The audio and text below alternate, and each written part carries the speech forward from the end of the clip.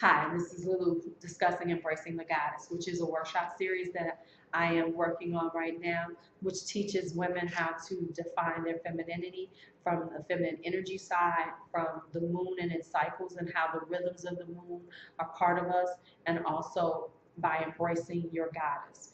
Please, let's just talk about embracing your goddess. Embracing your goddess is not about creating an altar or worshiping a goddess and praying to her. What it explains is throughout history and culture, any cultures that had pantheons of gods, the goddesses were defined by three different types. There were either fiery goddesses, peaceful goddesses, or joyful goddesses. And what we need to understand is that we are one of those three.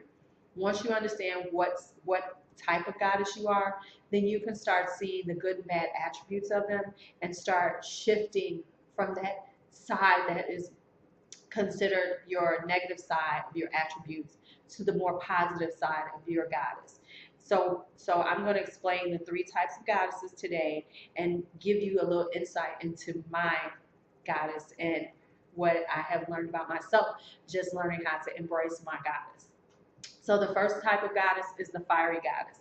They are the destroyer goddesses. Today they are seen as goddesses of destruction, but ultimately in life, death must come for change to occur.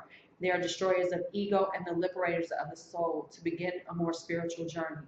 They transform the negative energies of anger, greed, jealousy, fear, and vengeance into the enlightened qualities of clarity, self-confidence, divine pride, determination, and fearlessness. They teach that the true nature of power does not lie in control, repression, or domination, but in flexibility and clarity in the midst of chaos. So the fiery goddesses help. If you feel that you are a fiery goddess, what happens is that you have this passion. You have like this kind of divine retribution in you, because that is what fiery goddesses were. They were the destroyer goddesses. They came in and they wiped clear the landscape, but with it they destroyed more than they should have. And what would always happen, there was a moment where they were lulled into slumber and to sleep and to wake up and see what they have done, and so then they transcend into the protector that they should be. So as opposed to just blind vengeance, they then become a protector. And so those are where the fiery goddesses lie. The next goddesses I'm going to talk about are the joyful goddesses. They celebrate the sensuality of being a woman, teach the sacred nature of sensuality. They teach of awareness and respect for the beauty and majesty of a female body as a receptacle and transmitter of divine energy. They transform the negative emotions of lust, craving, and possessiveness into the enlightened attributes of discernment, contentment, and ecstatic abandon. Now, personally, I am a joyful goddess. And what I have had to learn over the years with myself, and I had to be honest with myself, is that there was a time where I was on the lustful side. I was on the sexual abandoned side, that I pushed limits and I, you know, push people, men in particular, into doing things that they weren't necessarily ready for.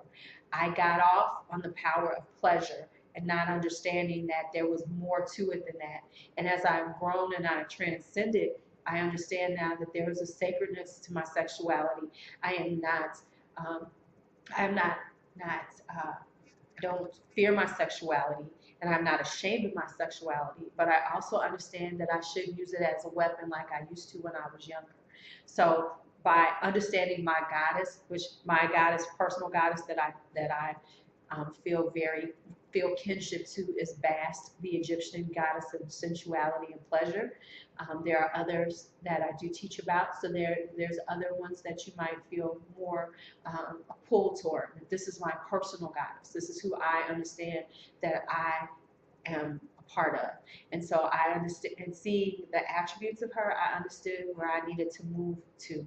And I am slowly but surely moving out of my ways of using pleasure as power.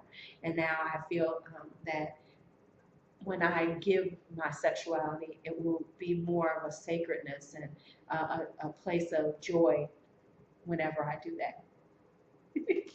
The last ones are the peaceful goddesses. They are our guides to truth and beauty. They are our healing side. They teach how to look inward and discover the divine light that is deep within the heart of each and every one of us. They are here to open our eyes to the currents of truth and beauty, and peaceful goddesses are light-filled and full of grace. You will become a light that shines and draws love of all kinds to you.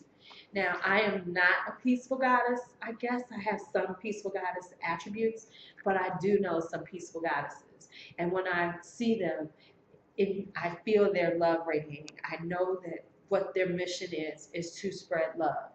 So I enjoy being around them, and they give this calmness to other people. So if you feel that way about yourself, and if people come to you and they feel you just feel this, and if you fulfill this need in them, you are probably a peaceful goddess.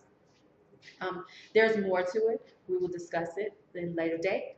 Talk to you later. Bye bye.